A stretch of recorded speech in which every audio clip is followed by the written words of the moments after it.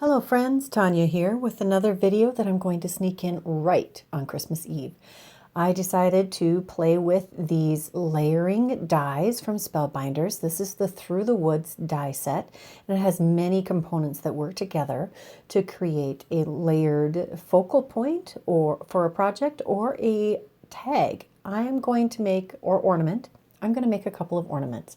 I love how this tree die not only cuts out the beautiful tree, but embosses the pine bough details right into it.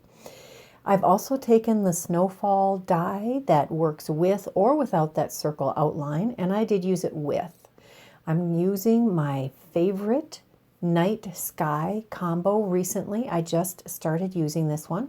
It's with two of the new Distress ink colors, and these are the oxides, and one of the old or the original ones. It's the Shaded Lilac, Prize Ribbon, and Villainous Potion. I think they just work together so beautifully to create a nice dark night sky that has some vibrancy to it. I'm just going to go back and forth and blend those together well, and I'm always pleased with how the Shaded Lilac and the Prize Ribbon blend together. Next, I'm going to use some Barely Art Precision Glue to adhere this to another circle that I cut out using the same circle die that I did for this panel. And all of these just layer together beautifully. It makes it so simple. Just going to adhere that quickly.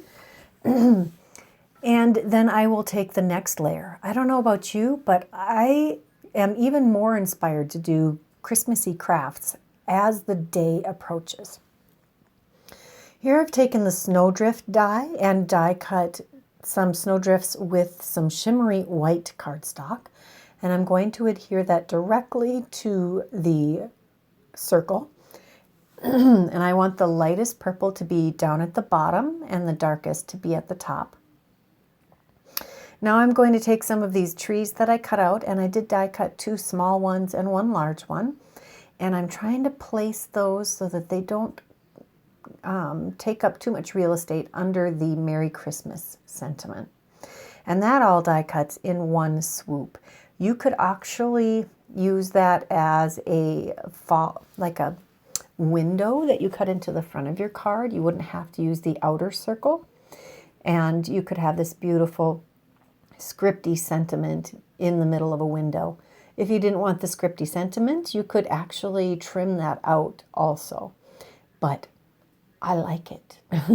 And this Barely Art Precision Glue really does a good job of adhering your very fine detail items without causing too much mess. Now, it helps if you line your words up correctly. The glue does have water in it, so it does make the Distress oxides react a little bit, but I'm not going to worry about it. We are almost done with this ornament, and you can see that it does create a nice smooth finished back. You could use this as a tag, or you could use it as a tag that turns into an ornament, or just hang it on your tree. I think this is going to hang on my tree this year.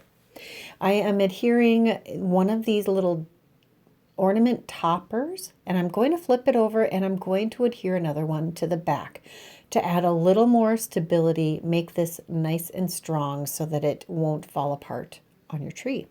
It'll be less likely to pull through on the twine too when you hang it if you have double layer for your ornament. Just applying a little pressure, and there is a gap between those layers, but it's paper, so it's pretty flexible. I dug through my stash and I found this twine that has white with silver tinsel-like baker's twine look to it. So I looped that through. I'm going to tie a knot in the top so it stays there in the same position, and another knot at the end of the twine, and that is the first tag. And I wanted to put out a poinsettia of some kind and add it to that background. You wouldn't normally think of a poinsettia on that night sky, but I think it looks just stunning. I heat embossed. No, I didn't heat emboss. I foiled these images from the Holiday Florals Glimmer and Die set, and I used a coordinating color of foil on each of those. So I did red on red and green on green. And now I'm going to die cut these pieces with the coordinating dies. I love that there are coordinating dies for all of these pieces because that means I can build a bouquet of poinsettias with ease. You just foil them and then you die cut them and then you can arrange them in endless variety of ways. There is a coordinating die for the leaf, the pine bough, the little berry bunch, and for the poinsettia. So here's what they look like when they're all die cut and foiled. You could do all kinds of other techniques, but this is the simplest version, just simply foiling them. Here is the berry branch foiled in either polished brass or gold, and it looks stunning on the red cardstock that way.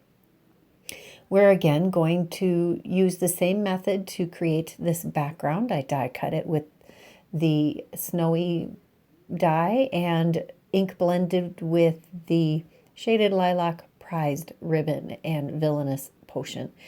This time I'm not going to add a layer between this frame and die, or excuse me, frame and sentiment. We're just going to adhere those next onto our ornament. And I'm going to again put the lighter purple towards the bottom. You could do it either way. It would look lovely as a sky that gets lighter towards the top also. And then we're going to take those poinsettia and foliage pieces and I'm going to add a little bit of dimension behind them. You can use foam tape or scraps of cardstock or whatever you like to use. I like to use coaster blanks, which are just pulp board that you can get. They are sold on Amazon. I get them in a pack of 1,000 and then it lasts me for ever. But you can use scrap paper or whatever you like to use. I'm just building my little bouquet here of poinsettia and leaves and pine boughs and berry branches, adhering them tucked in behind that poinsettia that's been raised up. Just a few more pieces to go. I do trim the ends when needed so that they fit the way I want them to fit. Don't be afraid to modify your die cuts. They need to suit your purpose. We're going to also add the little ornament topper pieces the same way we did with the first one. These are die cut, I think, with shimmery white cardstock with it, which is a little heavier and can sustain a little more abuse from being hung on the tree. I am going to just carefully line those up and use my fingers to hold that in place till it's pretty dry. I am going to add one last detail to this. First, apparently, I'm going to string it up. I did take some gold and white twine from my stash this time. I've been crafting for quite some time now. I have a drawer that is just full of twine. I've got lots of different baker's twines and other kinds of twine, and I do use them for tags and tying different things. So that is one of the things that I have hung on to. I do have a large collection of ribbon that I want to get rid of. Coming soon. Next, I am going to take some Nouveau crystal drops in honey gold, and I'm going to add some centers, or a center, to my poinsettia. It's important to test your drops before you try to do it on your project so you don't accidentally get a big old blob. Now, I did mess my berries up the first time and I had to wipe them off and redo them, but they turned out beautiful. If you're interested in any of the products I used today, check that description box below. I know that there's going to be a sale on the Christmas products tomorrow. That would be Christmas Day on the Spellbinders website. If you like this video, please give it a thumbs up. And if you haven't subscribed, take a moment to do that now. Until next time, Merry Christmas, Happy New Year, and see you next time. Bye-bye.